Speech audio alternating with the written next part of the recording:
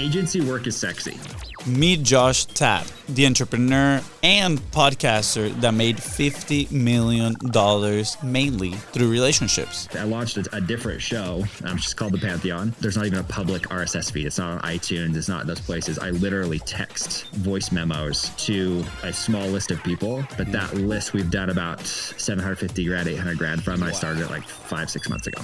He also shared with us the secret on how he transitions the conversations to sales. Some might say that it's called from homie to money. The thing is, you never need to sell. Okay, people will ask you for what you want if you present an exciting enough solution. If you're an entrepreneur, podcaster, or a service provider that is looking for ways to get more business through your content, this is a conversation for you. Like, if you want to become successful, get excited about what other people are doing.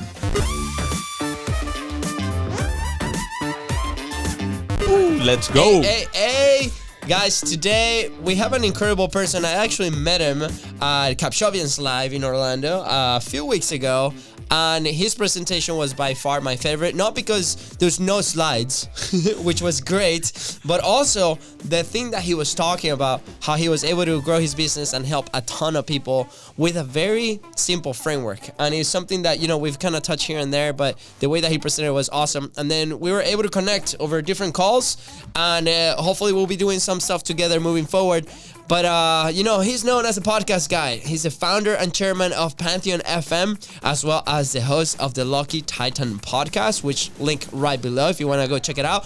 That show is Apple iTunes Top 50 Marketing and Entrepreneurship Podcast. He has worked with over 1,500 clients and generated over 25 million in revenue through his unique business strategies.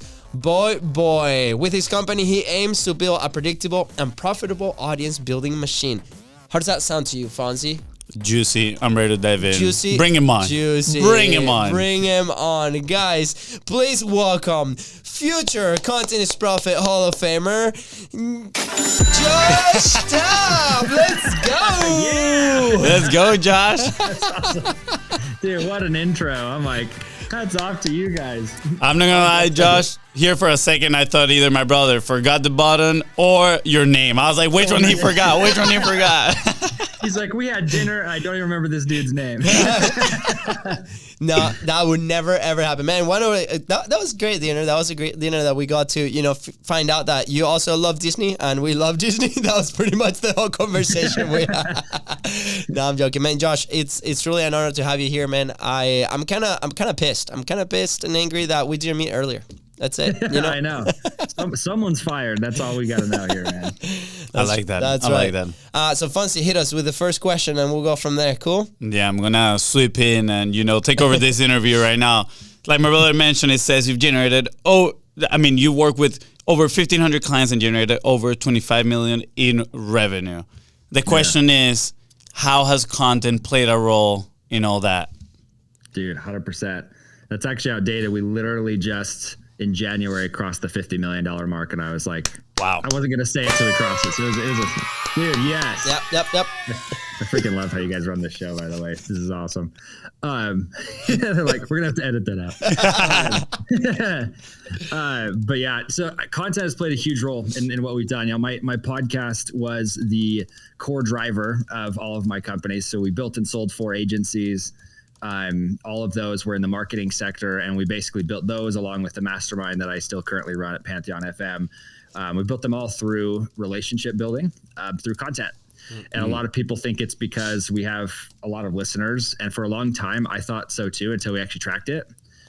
We were generating at a 10-to-1 ratio, dollar per dollar from our guests than we were from our actual listeners. And so when we realized that, we actually changed the entire strategy around focusing on building solid relationships with guests, building partnerships with them, and using that to generate high ticket sales at the end of the day. Interesting. Before the conversation, and I ask you, what is your superpower? Right, and you said 100% is seeing the deal in every relationship. Something that we realized early on when we started Content is Profit was the power of relationships, right? I think we were lucky enough that one of our, I think between our first 10 episodes, we had somebody come in and say, I want to work with you guys. And that lit up a light bulb, said, maybe we should be bringing on the show, obviously, the people that can provide value to the audience, but at the same time, the people that we want to work with, that we would love to work with and build that relationship with. And that changed the whole trajectory of the podcast. I feel like you are at the Pantheon, right? If you know what I mean, of relationship building in a podcast, right? Like you said, you've done over 2,000 podcast episodes. You have one of the top, marketing entrepreneurial podcasts out there. It's impressive. And I'm curious, how has that been possible? How has that evolved for you, right? I mean, you said you guys saw the data, 10-1, right? Dollars attributed. But when did you discover that power of relationship driving it through content? Is content just the vehicle, or does content do something else besides, putting you face to face with the person that you want to talk to? Yeah. And that's actually, there's a few questions there I'm going to unpack a little bit, because a lot of people, and I'll put it this way, my story was doing everything wrong, so I knew what not to do. Like and it still truthfully is kind of been my relationship with business, is like, do everything as fast as you can, even if it's the wrong way, to figure it out, right? And I will say that, barring the fact that it cannot be immoral, unethical, unintegrable, you get the point, right? So it has to fit within my standards, but like, I'm going to try running ads to grow my show. I'm going to try hiring these different agencies. I'm going to try the person who hits me up on LinkedIn who says, hey, I can get you 100,000 subscribers for $300. I'm going to try all those things, right? Yeah. And what was interesting is trying all those things actually helped us to grow the show really quickly. And when we started, so the Lucky Titan is actually an evolution. I've had 4 different shows as well, and all of them have been interviewing entrepreneurs. But when I first started and I was growing my shows, they were not doing very well until I realized, hey, what if I just like bought my way there? Because at this point, when we launched the Lucky Titan, I was like, I bet I could buy my way there. And so we started spending, I think we spent like 80 to 100 grand to like get the show out there. And it wasn't hiring other people. It was like, we're going to run ads. We're going to focus on growing our email list. We're going to do all these different things. So I'm going to tell you, there is a way to hack it by buying your way there, right? Yeah. But your audience will never compete with the likes of people like Mr. Beast or Joe Rogan or John Lee Dumas, because they have organically built. And so their listeners are actual buyers. So I just want to caveat that. Like, you can buy your way there to get fast if you want to show big numbers or whatever. But having that shift and helping and changing your mentality on it, of going, okay, if we worry about that, or if we actually concern ourselves about the people on an individual level, the guests are actually more important than even the listenership. Yeah. And what's cool is if you'll actually focus the way you guys have done even here, right? As you make it a fun experience for me, it's going to translate to those who are listening to the show. Right. Yeah. And so what's funny is I launched a different show, which is called the Pantheon. And there's not even a public RSS feed. It's not on iTunes. It's not in those places. I literally text voice memos to a small list of people. But that list we've done about 750 grand, 800 grand from, and I started it like 5-6 months ago. Right. Wow. It's like, what people don't realize is, like, if you actually look at content as what it is, which is a gathering place, it actually changes the whole trajectory of what you do. Because like you said, Fonzie, right, is like taking and putting content out there is like becoming commonplace. Like, people are putting content out there and they're trying to make it a little bit better or whatever. Yeah. Am I allowed to curse on your show? Absolutely. Okay. So I never curse. I'm Mormon. It's like against our religion to curse. So I apologize for those listening to this, but I had a guy say this to me once. He's like, if you want to organically grow and go viral, do you guys know who Sean Whalen is? Yeah. Mm-hmm. Okay. One of the most crass humans ever. He's a buddy of mine, but he grabs me by the cheeks. He's like, do cool shit, Josh. If you want people to see what you're doing, do cool shit. And I was like, what? Like, why is that so profound? Right? Like, if you want people to consume your content, you have to do something cool. Yep. And if you're not making it cool, nobody's going to watch it. Yeah. Right? Like what you guys are doing, just even these little sound effects and stuff makes it cool. Higher production value makes it cool enough that people are going to consume this. Right? Yeah. So that's from like an organic side, but the guest side is this is literally the fastest way in the door with successful people. I've had multiple multi-billionaires on my show, and from that we end up doing business with each other. So yeah. That's anyways. Josh, thank you, man, so much for laying it out there for us, and congrats on all the success that you guys have been having, right? Especially, I love the 750,000 from a private voice memo, and we talk about on our side when we launched the show, we call it a show. We didn't call it a podcast. We actually did it on Facebook Live, and at the time that was like 2020, so COVID was just starting out, and everybody was starting a podcast, everybody was throwing a summit, everybody was doing something like that, and just like that little change from podcast to show was really interesting, because a lot of people would come in, and the first step was a Facebook Live that we would do together. That might come back, and then that was the thing that we would put on the podcast vehicle, and then later on the YouTube channel, right? And that little thing was like a different experience for them, because they were recording a live show and the energy was high, all these things. And even though today we still have a lot of elements from that helped us grab a ton of traction with our guests, because it was a different experience, right? And it made it more fun, and it opened a lot of doors, right? So that's when that Fonzie's light bulb moment came up, and it was super interesting. Now, I've been in a few conversations where, we share our process, and we might sell probably a lower ticket than what you're selling, or we are focusing on different types of relationships, right? The first 100 plus guests were not the right market for the product that we were serving, so we had to switch and evolve, and it has kind of evolved that way. Now, you said that you built about 4 agencies, right? And then sold them as well. And now you have, obviously, your mastermind. We saw it on the agency side because it was a fast way to collect cash, because we needed it. We had a 60-day runway that we were like, if we don't make money in 60 days, that's it. This is game over. At the time, we quit our jobs to do business full-time, and we were 5 months in. And I had an ultimatum from, my wife and family, and everybody's like, well, if this doesn't work, you go back. And I'm like, that was the worst nightmare for me. So we had to make it work. And we're like, with a service, it helped us, right? We're at a moment today where we might be transitioning, right? That has evolved. We have the brick and mortar podcast studio now and different things. But what is your advice for people starting agencies from there? Why was it an agency? Why wasn't a mastermind right away? Was strategic? And then if you want to share a little bit of how high of a ticket, right? Because I was in a conversation with somebody, and I was like, look, our services start at $3,000 a month. And she got all discouraged because she was selling a book, a $7 item. And I'm like, well, with this specific strategy, you could potentially have conversations with people that will buy 1,000 books, right? Like a library or a school system or different things. So it's expanding our mind a little bit on who do we talk to, regardless of the price point, right? So I would love to hear your thoughts on, one, the agency side, people going into there, and is it the right move?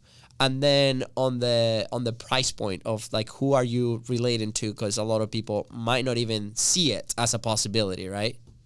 Right. Well, and what I would tell you is agency work is sexy, right? Everybody's like, oh, you can build an agency, you can make a ton of money with it. I'm going to tell you, agency work is really good to about $500,000 to $1 million in sales. And then what happens is, actually, as you grow, your margin decreases because you have to increase your expenditures, right? So a lot of people because our best agency we were doing, I think we maxed out at it was right around 7 million a year, and it was in revenue. But what was interesting is at 7 million, I was making the same amount I was making at 4 million personally, but we were making more revenue in the company. And a lot of you, especially the ops people listening to this, are going, yeah, Josh, you could have fixed this, this, or this. And I'm like, okay, yes, you can optimize. Yes, you can refine. but the reason agencies are super appealing is because it's really high margin dollars if you're willing to do the work, or you can outsource it for really, really cheap, right? But at scale, that's extremely complex. So I always tell people, when they come to me, they're like, hey, what type of business should I start? I go, that depends. What's your exit strategy, right? Where do you want to make your money? Because when I caught on to this, I realized you can build agencies and sell them to bigger agencies for a ridiculous amount of money, and they'll even let you double dip for the pie, right? So they'll buy your agency for usually 3 to 12x, depending on what company you're selling, but they'll buy you for 3 to 12x your take home pay. Right. So if you can build this up to where, and that number's called EBITDA, if you're one of the fancy people, I try to keep it simple. So whatever money you are personally taking home from the business, they'll basically pay you 3 to 5 years worth of that to buy the company. But a lot of times what they'll do is they'll also let you keep 10% of the company with zero work. So they keep growing it and you keep getting 10% of the profits for life, which is pretty much the deals that I've set up. So when I sell these, I did do the first time and I really wish I had, but because that one would still be paying me out today. But point being is that you could build it that way. And if you think about, oh, that's my exit strategy is to sell it, right? That's one strategy. Another strategy is just to cash cow it, right? So stepping out, hiring a CEO and letting them run it. I will tell you with agency work, and I want to be careful because I don't want to discourage people who run agencies because there's always an exception to the rule. But my general rule of thumb is there's always an exception to the rule, but you're probably not it. Does that make sense? Yeah. So what I tell a lot of people is like, if you're starting an agency, build it to sell it. And just at the end of the day, because even if you decide to keep it, you've structured it profitably enough that you're making enough money that it's fun to cash cow it. Right. Yeah. Does that make sense? Yes. And so like, if you identify that first, it helps you decide, do I build an agency? Do I build a coaching program? Because I'm going to tell you right now, selling a coaching program is really hard and it'll probably never happen.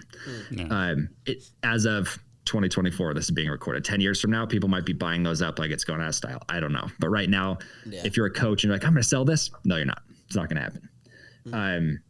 But then there's like obviously physical goods, right? So you have like e-commerce or, a brick and mortar business selling physical products. And those should always be built to sell, always.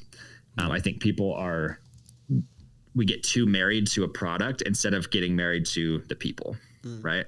Because if you actually look at an audience, if you even look at my audience, I have served the same group of clients across all of my companies.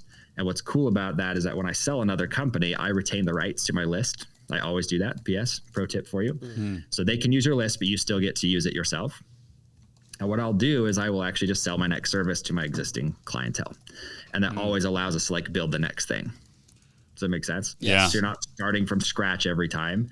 And that network, those relationships become truthfully like what keeps you growing. I mean, I think I told you guys about this. Like last year was like the hardest year for us. We got hit by a huge lawsuit. We got hit. We got audited by the IRS. Freaking Stripe locked up an exorbitant amount of money. So like we were like in this holy crap moment. We don't even have cash. I had to like start personally funding the company, which I hadn't done in a long time. And it was scary. But what in essence got us out of that was we said, hey, we've got this list of people. And I'm not talking an email list. I'm talking people I can pick up my phone and call. Right. Yeah. And I just told them what we were doing. So I said, hey, company's in dire straits right now. So we launched a $50,000 offer that was like pretty much one-on-one and group coaching kind of hybrid, which isn't saleable. And I wasn't going to do this for life, but it was a bespoke offer, which means it's just easy to take. Yeah. And I just picked up the phone in like 3 days, we closed $250,000, which is enough to float the company. Right. Wow. And like what people don't realize is that if you have that list of people and you just keep asking them what they want, it's really easy to construct an offer off of it. Does it make sense? Yeah, 100%. Dude, I'm very impressed on how you can bring like very complex like structures or concepts and make it very simple for people to maybe, thank you. Simple enough for people to make a decision on, right? And I think that's what was super exciting when I saw your presentation, right, at Capsho Live. And I was so interested because I was like, man, we've been doing it, but we were also overcomplicating it in many ways. And now as you're going through this, I'm like, we can strip this out. We can do this. And you mentioned phone call, right? And you mentioned I'm gonna reach out. And you said like in a different challenge that you guys did with Capsho, do the unscalable, right? And it was so exciting. And another reliable moment for me was you share a story where you, as an agency, you lost, let's say, like you didn't achieve the targets and you get fired. And then there was another scenario where you did achieve the targets and you also got fired, right? In a sense of like, we did too good. And then they were like, we have enough leads for like the whole year. We have to stop your services. And that to me was an eye-opening experience, right? And then right around that time, something like that happened to us. And I was like, so interesting. And our wheels started to turn, right? And your presentation with Joe Pelusi, who's also coming to the show soon, was like, okay, what's the exit strategy? Because that's going to redefine everything that we do. And over the last 2 weeks, we've been like trying to figure out like what that looks like, right? I don't think we've ever sat down and figured that one out. But it was super encouraging, right? And I feel, everybody out there listening right now, if you're building it, this happens to me often where it's like, I'm so in it, right? Like I cannot like detach myself and like go up and look at the 30 30,000, view, 30,000 foot view. Wow.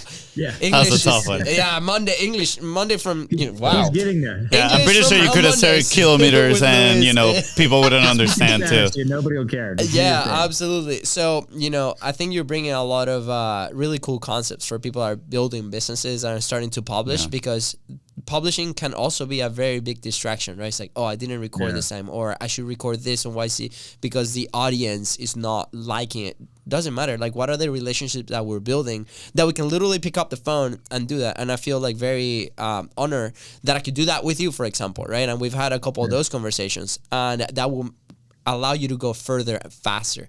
I'm gonna tell you, I'm gonna need that Mormon training program, man, because every Mormon person I meet, first, they're amazing, man, and like they have you guys have such a good like core of values. But it's not only that. I know, you guys go out on missions and you guys are putting yourself out there, knocking on doors, talking to people, and I think you guys are really learning some valuable skills, right, that translate directly into the professional world, right? So on that note, right, I'm very curious because right now the conversation has been very directed to obviously services, right, developing relationships. I have a few questions on what you mentioned about Sean Whalen, but I'm going to leave those for a little bit later. I'm curious, and once you establish a relationship, right, how do you go about nurturing those relationships? And I want you to think about it from the point of view of somebody that they might not think of themselves as somebody with the reputation, right, or the authority to build relationships with some of the people that they might see on YouTube, right, or they might listen to on a podcast, but they want to bring them on as a guest, but then, they might be a little bit scared, I guess, to build that relationship, to pursue that relationship. How do you go about nurturing those specifically people that, might be higher up in the scale of influence, if you want to put it that way? Yeah. And actually this is a twofold question. So I'll explain it in two ways. The first one is that if you want to work with wealthy or successful people, right? So I'm talking, A-list actors, actresses, athletes, obviously entrepreneurs, right? Like any category, they're way more accessible than you think. Number one. Okay. So I'm just going to put that out there. It's number one. It's a mindset shift to go, okay, they're human beings and they're extremely accessible. Okay. But there are only two things that you can offer to somebody who's wealthy when you're dead broke. You could literally be homeless and offer these two things to a successful person that's attractive to them. Okay. The first one is relationships. So you can connect them to somebody else who could either provide a service for them, that could be a potential partner for them, that could be a client for them, whatever it is. And the second thing is save them time. Okay. So you can save them time. Does that make sense? Yeah. Those are the only two things that broke people have an abundance of. Right. And they don't even realize they have it half the time. Okay. Because when you're broke, you're like doing all these chaotic things. You're busy all the time and you're going, man, like I have no time. It's like wrong-o. Your time is so freaking cheap. Give it away. And I'm not saying sell your services for free. I'm saying give your time to somebody successful. Okay. So I'm going to give you two examples of this, or I'll give you one example for this and one for the next one. We had a guy. Okay. He's a client of ours. He's big player at the time. And he's like, he basically helps companies to exit, right? So he takes them, he's a consultant. He basically helps them grow from like 30 million to 100 million plus, right? Which I'll show you how I connected with that guy here in a second. But this guy was a client, right? He was paying us for podcast production services at the time. So he reaches out to me and he's like, hey dude, I've got this guy, he's having a hard time setting up his camera setup, and between you guys and me, like we were doing millions of dollars, like that should have been beneath me. Yes. Do you agree with this? Yeah. I mean, top level. Yes. Yes. Right. Like from the outside perspective, they're like, why would you do that? Yeah. Right. You shouldn't be putting time towards that. I 100% disagree. I was like, Jim is this guy's name. I was like, Jim, love you. Love to work with you. I'll happily help this guy set up his camera. Right. Hop on FaceTime with this guy. It's Bill Lederer. Do you guys know who this is? No. Okay. I did case studies on this guy during my master's degree program. Okay. Multi-billionaires and multiple multi-million dollar exits, right? 6 different companies he sold for billions of dollars. Wow. And he can't figure out how to set up his freaking camera. Okay. Wow. But craziest thing about this, help him set up his camera, and we just get talking while he's doing it. And I'm going, you're like Bill Letter, like Shutterstock Bill Letter? Yeah. I'm like, oh my gosh. So I start fangirling over this guy. But we're setting it up and he's just talking to me. And I'm like, well, what's got you excited right now? Right. And he's like, oh, Josh, my next project, right? He's starting a university in India to help train up people to become virtual assistants. And this is a guy who's done billions of dollars, right? But this is more of like a philanthropic project for him.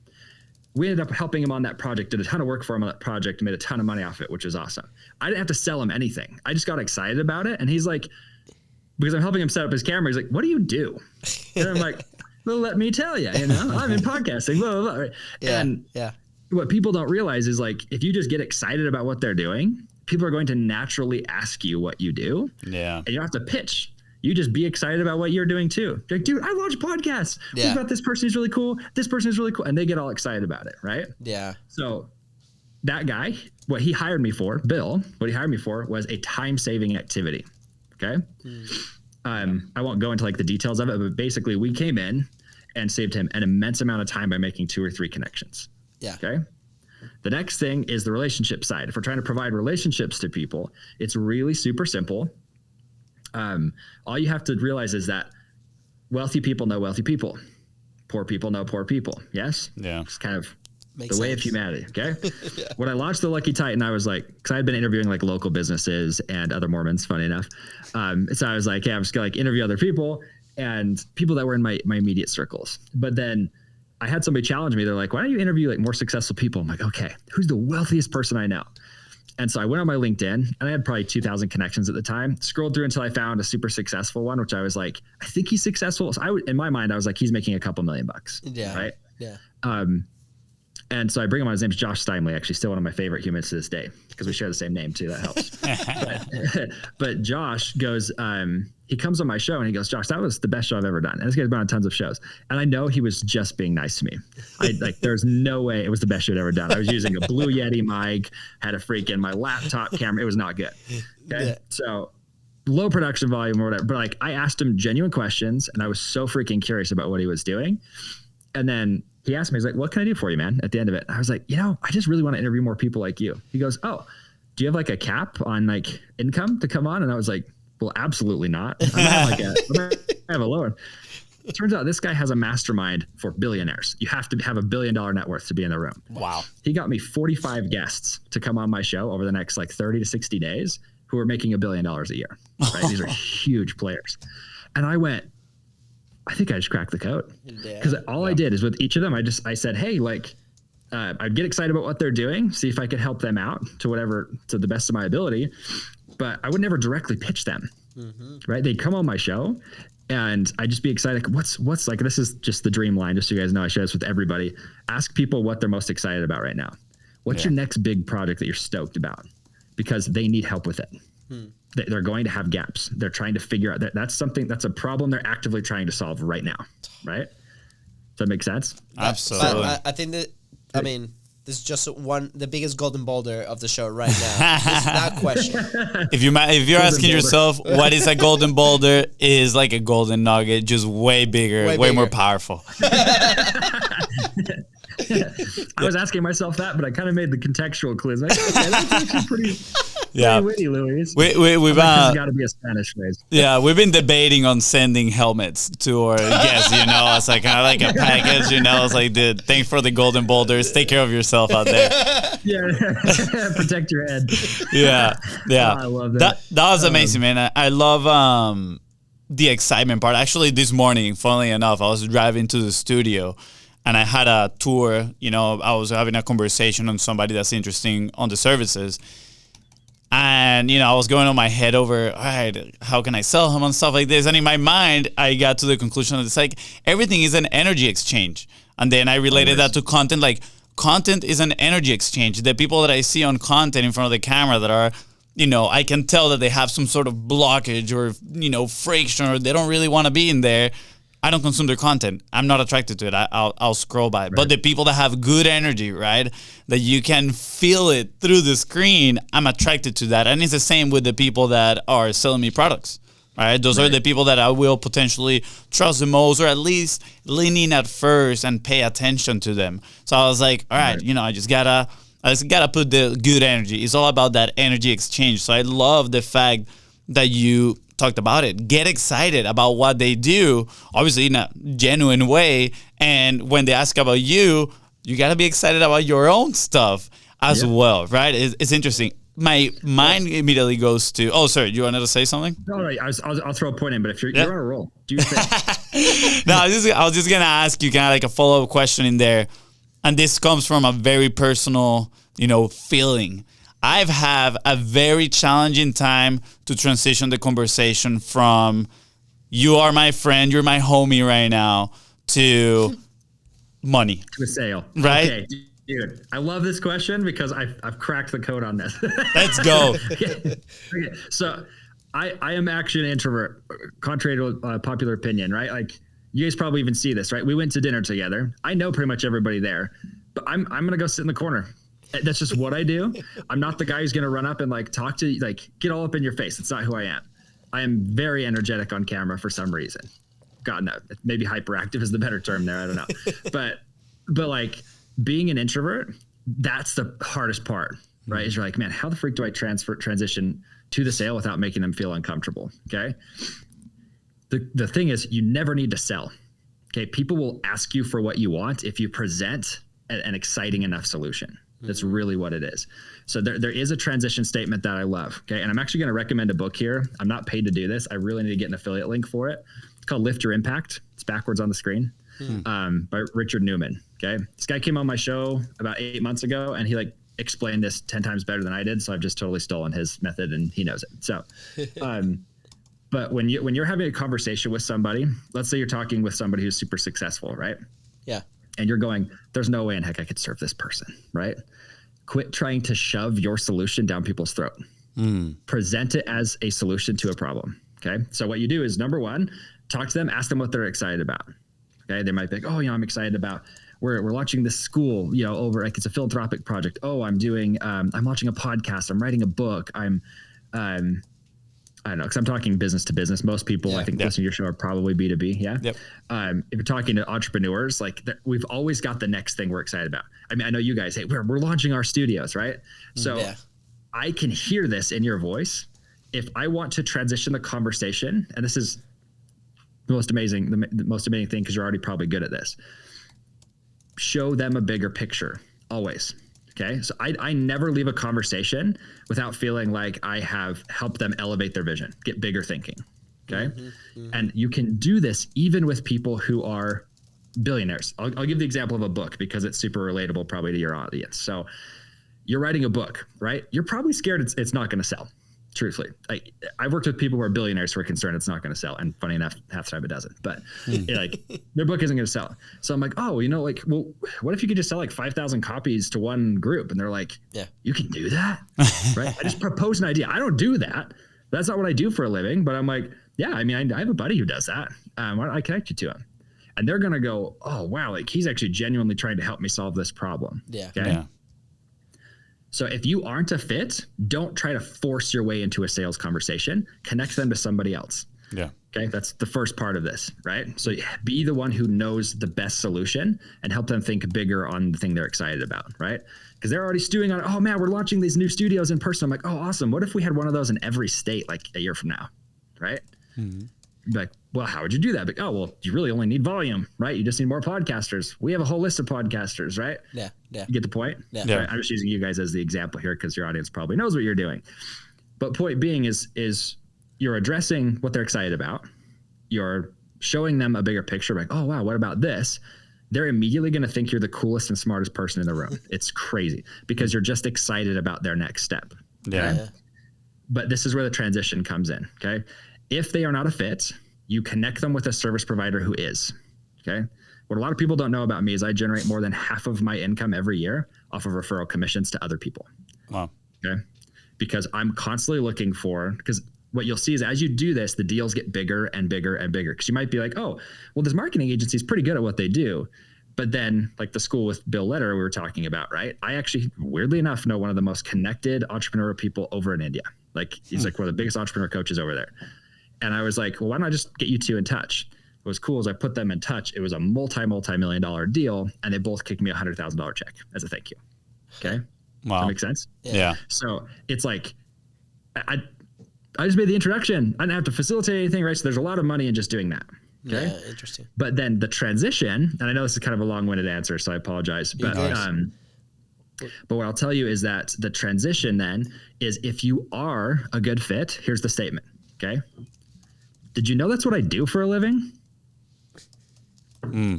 They tell you their problem, or not even their problem. They tell you what they're excited about. You go, oh, this is awesome. They're like, yeah. And you're like, oh, and okay, I know this might be coming out of the blue, but I actually do that for a living. And they go, oh, okay, tell me about what you do. That's the transition statement. It's not uncomfortable. They'll go, oh, and you can feel the energy. If it feels icky or whatever, just take note of that and go, okay, I didn't build their vision enough. Yeah. That's literally all there is to it. But you'll get good enough at this that after doing it about 10, 15 times, every single conversation you have, they're going to go, okay, that's interesting. That's super interesting. Yeah. Right. Dude, so cool. It's okay to just state your intentions and tell people, like, this is what I do. Yeah. Right? Dude, Fonzie, great question. From homie to money, Josh, even better answer. Yes, that's the headline. Yeah, of the, we're gonna have to bring you for part 2 for sure. Dude, yes, incredibly grateful, man. Like my iPad is like fuming with notes here, and obviously we're gonna leave the summary and everything right below. Is there anything that you want to add before we head out? I think the biggest thing right now is that I'm trying to get across to the world is, like, just be somebody who actually, like, builds other people up and builds their vision, right? Like, if you want to become successful, get excited about what other people are doing. Quit trying to hawk your stuff on people.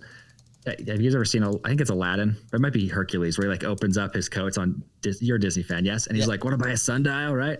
Like, yes. I can't tell you how often I get, like, when I get pitched by people, that's how I feel 90% of the time. It's because they didn't take enough time to get to know me and to actually care about what I was doing. Yeah. And if you'll actually be that person to get excited about what other people are doing, it just creates an ecosystem of excitement, and you're both going to become more successful. It's coming back to, like, my spiritual roots is, like, it's actually a spiritual principle that, like, when you give more, you receive more. Yeah. Yes. Yeah.